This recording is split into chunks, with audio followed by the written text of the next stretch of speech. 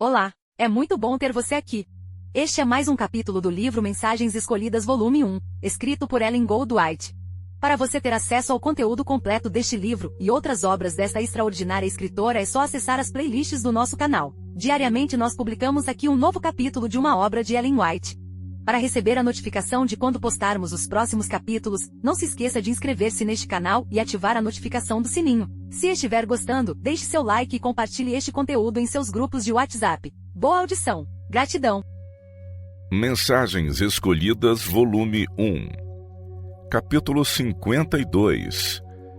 Cristo, nosso sumo sacerdote.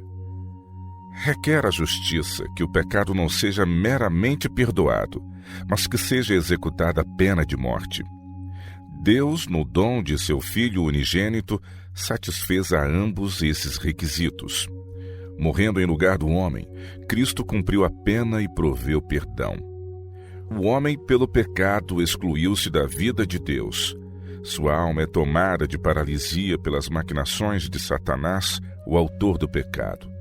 De si mesmo ele é incapaz de sentir o pecado, incapaz de apreciar a natureza divina e dela se apropriar. Fosse ela colocada ao seu alcance, não veria nela coisa alguma que seu coração natural desejasse. Está sobre ele o enfeitiçante poder de Satanás. Todos os engenhosos subterfúgios que o diabo possa sugerir são-lhe apresentados ao espírito para impedir todo bom impulso. Toda a faculdade e poder que lhe são dados por Deus foram usados como arma contra o benfeitor divino. Assim, embora Deus o ame, não seria seguro comunicar-lhe os dons e bênçãos que bem lhe desejaria conceder.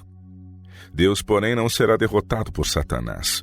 Enviou ele seu Filho para o mundo, a fim de que, mediante o assumir a forma e natureza humanas, a humanidade e a divindade nele combinadas elevassem o homem na divina escala do valor moral. Não existe outro caminho para a salvação do homem. Sem mim, diz Cristo, nada podeis fazer.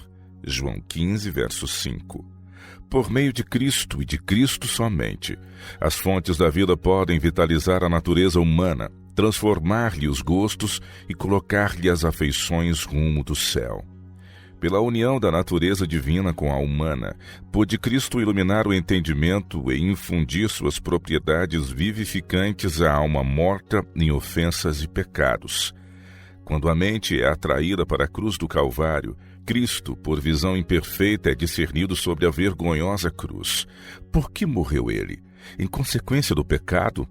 Que é pecado? A transgressão da lei. Então se abrem os olhos para ver o caráter do pecado. A lei foi quebrantada, mas não pode perdoar o transgressor. É nosso aio condenando à punição. Onde o remédio? A lei impele-nos a Cristo, que foi erguido sobre a cruz, a fim de que fosse habilitado a comunicar sua justiça ao homem caído e pecador, apresentando assim os homens a seu Pai em seu caráter justo. Cristo sobre a cruz não só leva os homens ao arrependimento para com Deus pela transgressão de sua lei, pois a quem Deus perdoa, ele primeiro faz penitente. Mas Cristo satisfez a justiça, ofereceu-se a si mesmo como expiação. Seu sangue em borbotões, seu corpo dilacerado, satisfazem as reivindicações da lei transgredida, e assim ele põe uma ponte através do abismo que o pecado produziu. Sofreu na carne para que, mediante seu corpo ferido e quebrantado, pudesse cobrir o indefeso pecador. A vitória alcançada quando morreu no Calvário derrubou para sempre o poder acusador de Satanás sobre o universo e silenciaram suas afirmações de que a abnegação era impossível a Deus e, portanto, não necessária à família humana.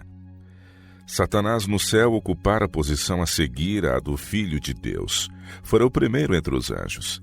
Seu poder fora aviltante, mas Deus não podia revelar esse poder em sua verdadeira luz e levar todo o céu em harmonia com ele. Deus, se o removesse com suas más influências, aumentava seu poder, mas o mal não era ainda reconhecido. Foi um poder mortal para o universo, mas para a segurança dos mundos e do governo do céu, era preciso que ele se desenvolvesse e fosse revelado em sua verdadeira luz. Abnegação com Deus. Em dar curso à sua inimizade a Cristo até que ele pendeu da cruz do Calvário, de corpo dilacerado e ferido e coração quebrantado, Satanás se desarraigou completamente das afeições do universo. Viu-se então que em seu Filho Deus se negara a si mesmo, dando-se pelos pecados do mundo porque amava a humanidade. O Criador revelou-se no Filho do Deus infinito. Aqui foi para sempre respondida a pergunta: pode haver abnegação da parte de Deus? Cristo era Deus, e condescendendo com tornar-se carne, assumiu a humanidade e foi obediente até a morte para que pudesse sujeitar-se a um sacrifício imenso. Qualquer sacrifício a que pudesse submeter-se um ser humano, Cristo suportou. Não obstante, Satanás fez todo o esforço para seduzi-lo com tentações. Mas quanto maior a tentação, mais perfeito era o sacrifício. Tudo o que era possível o homem sofrer no conflito com Satanás, Cristo sofreu em sua natureza humana e divina combinadas. Obediente, sem pecado até o final, morreu ele pelo homem, substituto e penhor seu, suportando tudo que os homens jamais suportam da parte do enganoso tentador, para que possa o homem vencer, tornando-se participante da natureza divina. A verdade pura viu-se ser capaz de enfrentar a falsidade, a honestidade e a integridade de enfrentar o artifício e a intriga, em todo aquele que, como Cristo, está disposto a sacrificar tudo, mesmo a própria vida, por amor da verdade. Resistir aos desejos de Satanás não é fácil tarefa. Demanda firme apego à natureza divina do princípio ao fim, ou do contrário não é possível.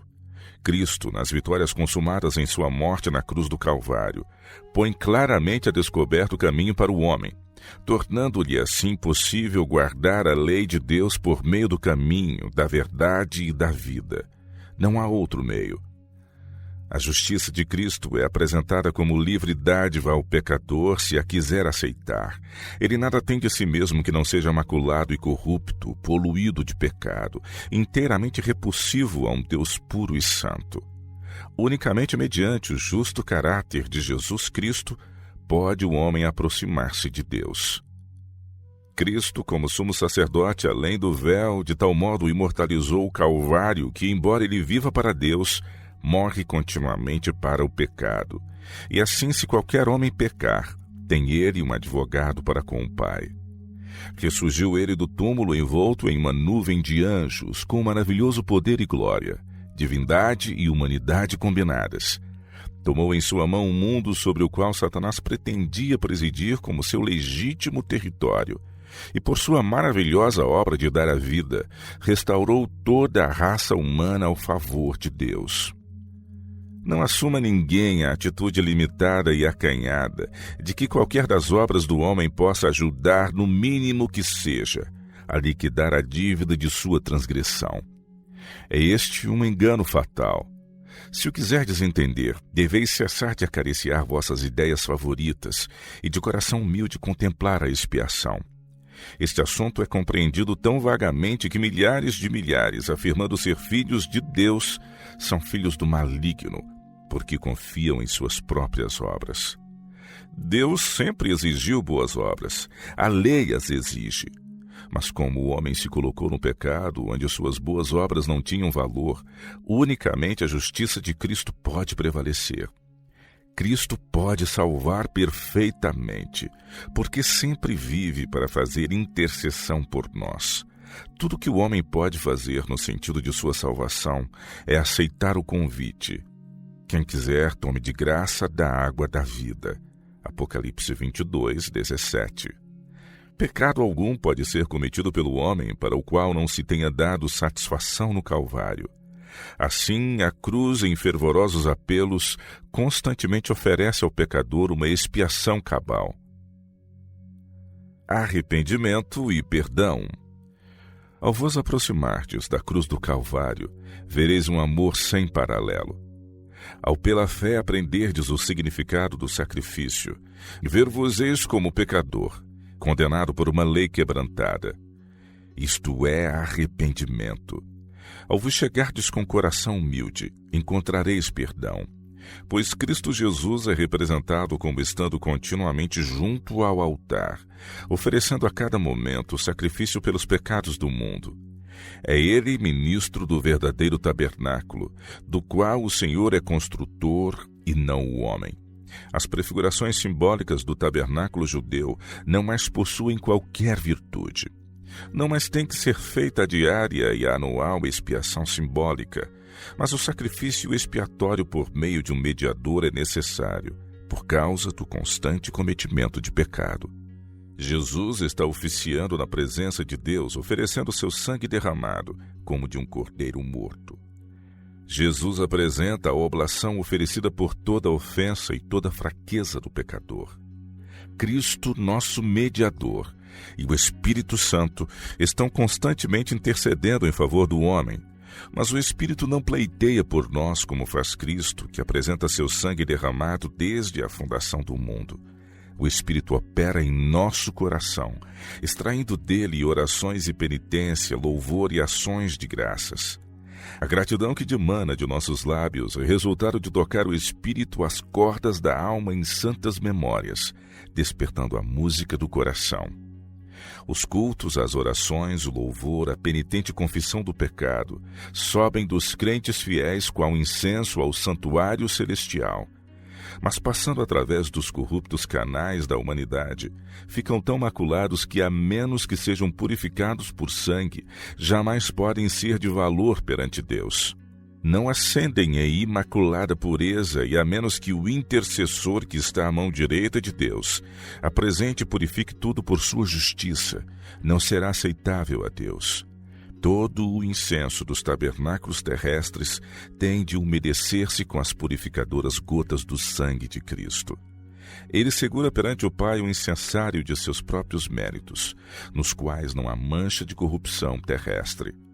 Nesse incensário reúne ele as orações, o louvor e as confissões de seu povo, juntando-lhe sua própria justiça imaculada. Então, perfumado com os méritos da propiciação de Cristo, o incenso ascende perante Deus completa e inteiramente aceitável. Voltam então graciosas respostas. Oxalá vissem todos que, quanto à obediência, penitência, louvor e ações de graças, tudo tem que ser colocado sobre o ardente fogo da justiça de Cristo. A fragrância dessa justiça ascende qual nuvem em torno do propiciatório.